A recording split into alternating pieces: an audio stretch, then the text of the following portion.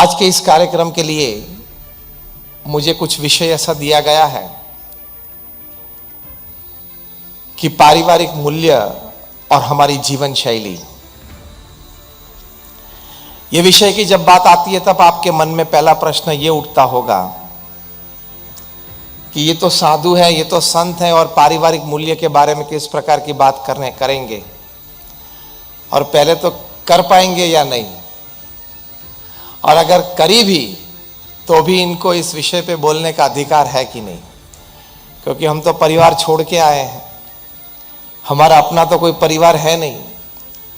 लेकिन हम सत्शास्त्रों के अनुसार वसुधैव कुटुंबकम, मतलब पूरा विश्व हमारा परिवार है, इस भावना से जीते हैं और रहते हैं। लेकिन एक अच्छी बात, एक अच्छी कहानी आपको सुनानी है, आपको प्रतीति आएगी कि बात इस विषय पे समाज में विचरण करने वाले संत ज्यादा अच्छी तरह से कह सकते हैं, समझा सकते हैं। एक बहुत अच्छा पुस्तक $1 ट्रिलियन कोच लिखा गया है। पुस्तक का नाम है $1 ट्रिलियन कोच। इस पुस्तक में बिल कैम्पबेल नाम के एक कोच की बातें लिखी हैं। वे थे तो फुटबॉल कोच। प्रथम अपनी युवावस्था में वे फुटबॉलर थे, उसके बाद वे फुटबॉल कोच बने। लेकिन इस पुस्तक में यह बात लिखी है कि बिल कैम्पबेल ने सिलिकॉन वैली में, अमेरिका में आईटी कंपनी के एग्जीक्यूटिव्स को ट्रेनिंग दी है। अब यह बड़ी आश्चर्य की बात लगती है कि एक फुटबॉलर हो, फुटबॉल कोच हो, वो टेक कंपनीज के सीईओज और एग्जीक्यूटिव्स को कैसे मार्गदर्शन दे सकते हैं, क्या प्रेरणा दे सकते हैं, क्या तरकीबें सिखा सकते हैं, क्या कार्य पद्धति सिखा सकते हैं। लेकिन इस पुस्तक में $1 ट्रिलियन कोच, उसमें गूगल के एक जमाने के सीईओ और चेयरमैन एरिक स्मिथ ने अपना अनुभव बिल कैम्पबेल के बारे में लिखा है। गूगल कंपनी के senior vice president of products Jonathan Rosenberg, उन्होंने अपना अनुभव बिल कैम्पबेल के बारे में लिखा है। इस पुस्तक में लिखा है कि बिल कैम्पबेल एक फुटबॉलर, एक फुटबॉल कोच होने के नाते भी उन्होंने गूगल कंपनी के मालिक लैरी पेज को ट्रेन किया है और ऐसे कई सीनियर एग्जीक्यूटिव्स को ट्रेन किया है।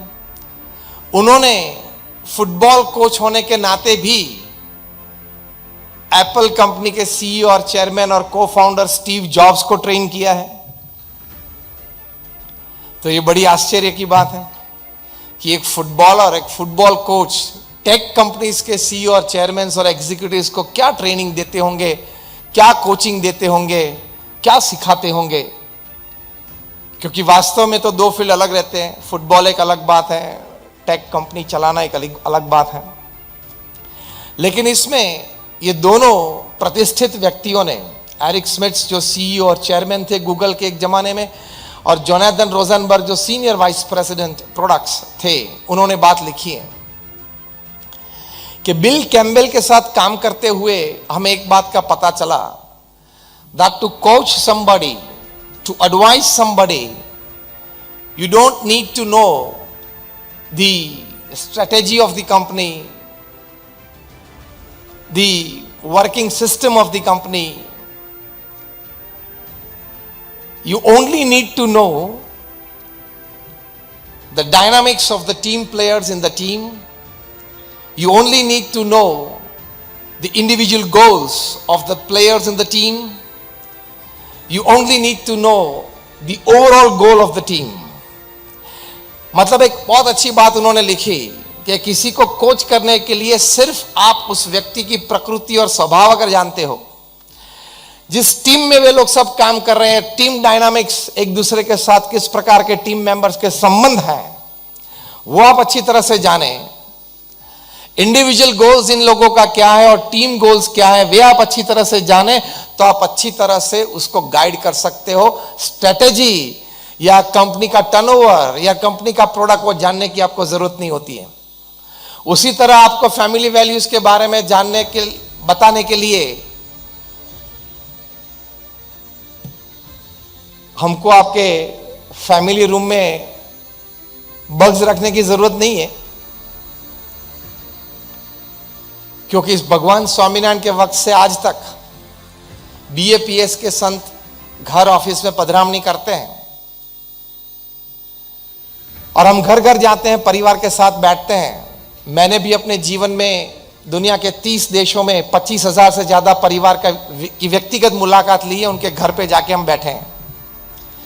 और उससे भी ज्यादा हमारे गुरु हरि प्रमुख स्वामी महाराज, जिनकी जन्म शताब्दी महोत्सव मना रहे हैं, उन्होंने 3.5 लाख घरों में पधरामनी की, उस परिवार के साथ बैठे, उनके प्रश्न जाने, समाधान दिए, उनको संस्कृत किया, व्यसन मुक्त किया। तो उनका जो अनुभव है वो आपसे शेयर करना है।